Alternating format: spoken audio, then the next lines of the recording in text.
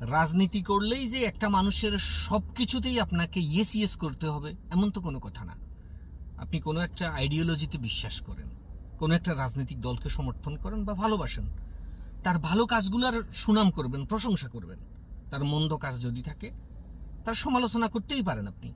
তার খারাপ কাজ যদি থাকে, তার অন্যায় অপরাধ থাকলে সেটা সমালোচনা করা যায় না। আপনি অন্ধের মতো তার ভালো মন্দ যত যাই কিছু হোক সব কিছুতে ইয়েস ইয়েস করা, এটা তো আসলে এক ধরনের অজ্ঞতা।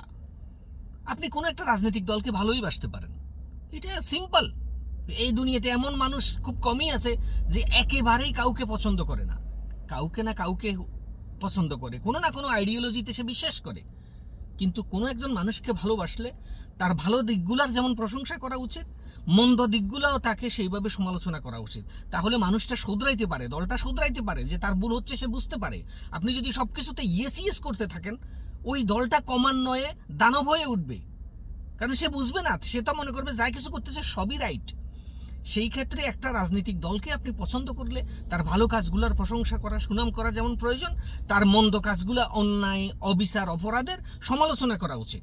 তাহলে সে শুধরানোর সুযোগ পাবে, এটা আমি বিশ্বাস করি।